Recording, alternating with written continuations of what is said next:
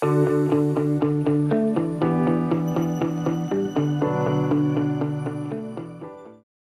and welcome to the Better Business Podcast. My name is Alexi, and today I want to talk about CRMs. Now, customer relationship management systems is the one key component of a business for growth, and this is where a lot of businesses actually struggle. So if you're a small business owner and trying to implement a CRM and you've tried multiple systems, well, this episode's exactly for you. Now, the whole idea of CRM is to be able to deliver customer service across the entire business. And really the whole thing becomes more,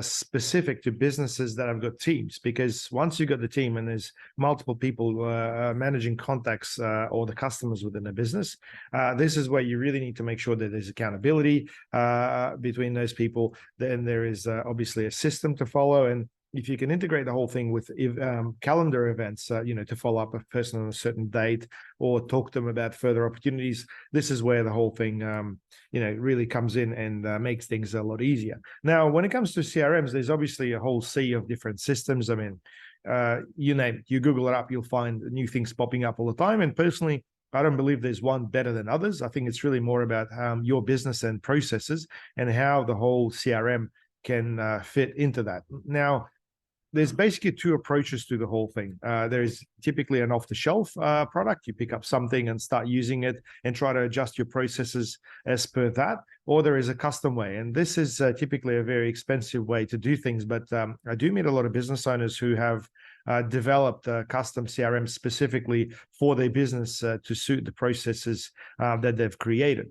Now, either one has got its own pros and cons, but overall, developing your own CRM costs a lot of money, and I think you have to understand that it's a never-ending process. It's not like you've created something and there it goes and it can do all these things, or potentially if you take an off-the-shelf product, it'll do things exactly as you need either. So you have to understand, the consequence of implementing a CRM. And I think if you're running a business yourself, you could potentially get away with some simple tools that systems like Google provide. Like, for example, the Google Workspaces has got your contacts and all the other stuff as well. It's got a simple CRM type thing called Keep, and you could potentially use something like that. However, if you've got a team and you really want to make sure that you don't miss the opportunities coming from your website or through your live chat or anything else, you've got it all centralized and allocated to specific people. Now, I started working with CRMs back in 2006 with a system called Infusionsoft. Now, Infusionsoft is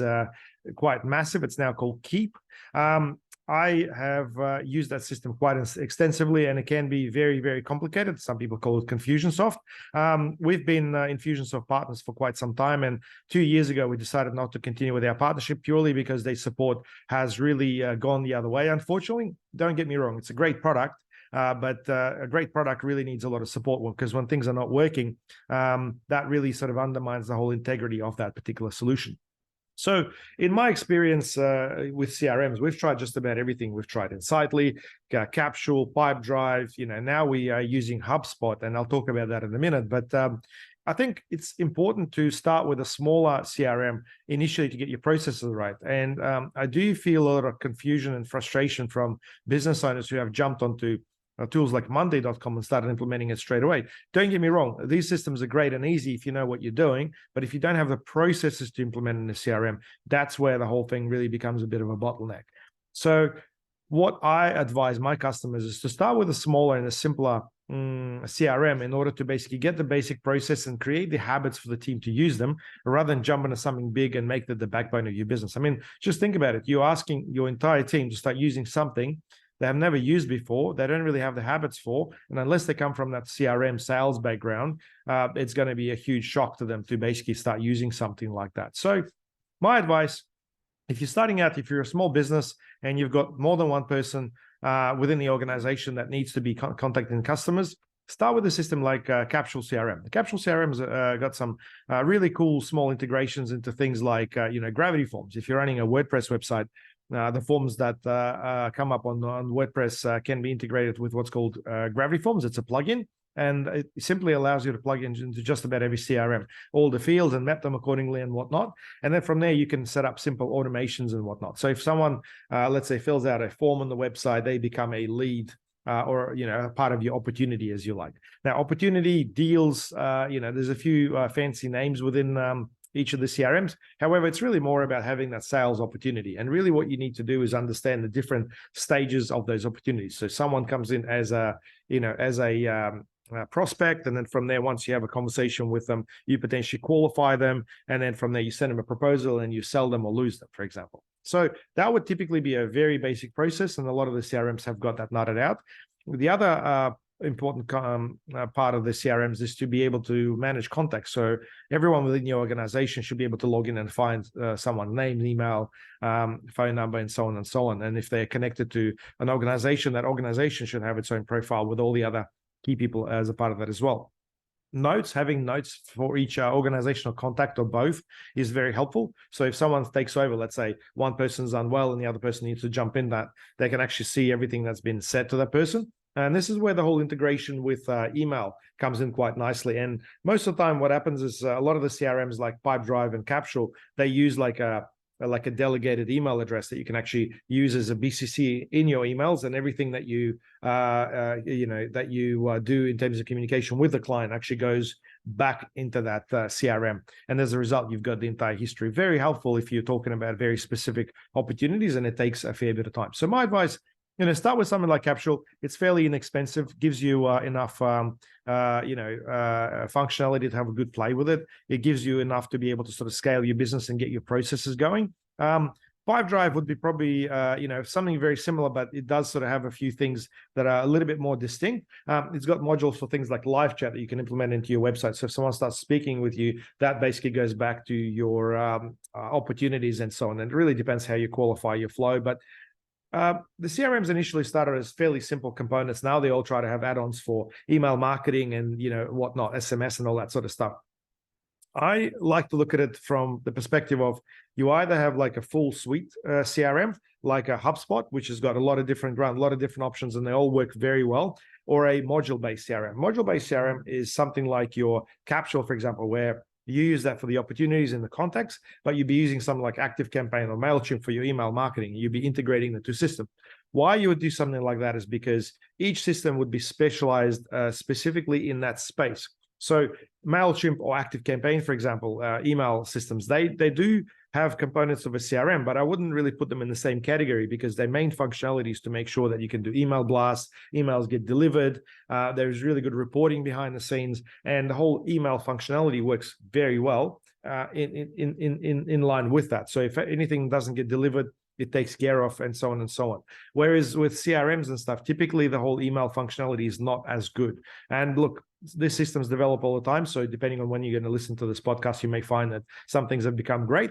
But at present, I'm finding that your HubSpot is a full suite, whereas your Pipedrive and your Capsule are more module systems. And I like it that way because oftentimes you can actually keep the cost down, and you could actually choose different systems to plug in to trial for various reasons as well.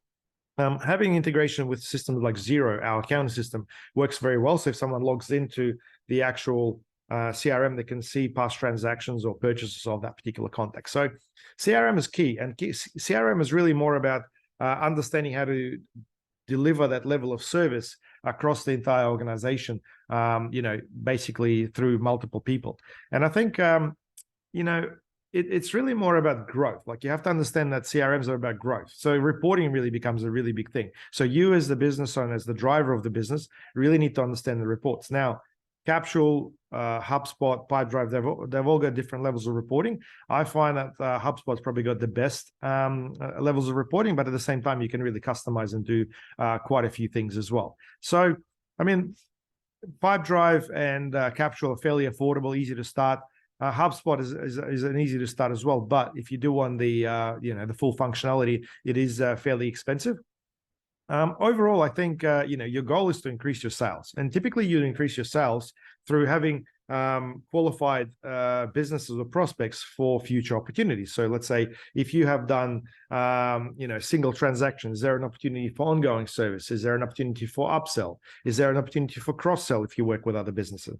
That's what really should be considered, because a lot of people just think about a customer from the perspective of their business and nothing else. Now, The other big thing with all the CRMs is obviously automation. So if someone does contact you or ends up buying from you, what happens afterwards? You really need to map this out. And this is where the whole customer journey comes in. You have to understand the full customer journey. And look, previously we interviewed Alan Dibb, the author of the book called The One-Page Marketing Plan. He talks about the marketing plan across not just acquiring the customer, but also working with the customer and then getting the customer to become your loyal customer who can actually refer customers to you in the future. So if you consider that entire customer journey from that perspective, you can actually automate certain steps through your CRMs. And there's a lot of functionality in either one of the systems that we mentioned before. Now, internal collaboration, that's a big thing as well. Oftentimes you end up with companies that are sort of, going national, or people sit in different offices. They don't have the luxury of just getting on the phone all the time. I think communicating is really, really important. But you can have notes and stuff, but then, some contacts just get out of proportion. We like using a system called Slack, and that integrates quite nicely into a bunch of different CRMs, but you can maintain your conversations through a separate, module altogether. Yes, you do end up with quite a few different tools. However, these tools are actually specialized for that line of communication as well. So in summary, I think, having a CRM is really the key. And, there's no such thing as right or wrong. I think you need to understand that it's really more about defining those processes, making sure you understand where your business is at the moment in order to support that. And as it grows, you need to understand that there's going to be better systems for you to transition into. Now, transitioning from one system to another can be challenging, but I think this is where you really need to keep things fairly light and up to date. I've come across a lot of accounts where Infusion CRM has got so many automations, but more than half of them aren't being really used, and as a result, there's no point migrating a lot of these things across. So I think make sure, I think what you need to do is make sure that the business you've got is current with its processes. Your team is up to date with the sales side of things, how they perform sales, how they record their customer communication. And if you're able to have a CRM take some of the load of people, dropping things down on notepads and so on, and able to sort of collaborate better, then mission's accomplished. I'm including links to all this CRMs below my YouTube podcast. And look, whichever platform you guys are listening to, we're on Spotify, we're on Apple, we're on Google Podcasts. We do get most of our traction through YouTube for some reason, so I will include those links in there. Please don't forget to subscribe to our podcast and share it with your friends. That's the only way more people can hear about what we do and potentially help business owners do better in their business. My name is Alexei. My podcast is called The Better Business Podcast. I wish you a very good day. And if there's anything you want to ask, please comment below and I'll be happy to answer it.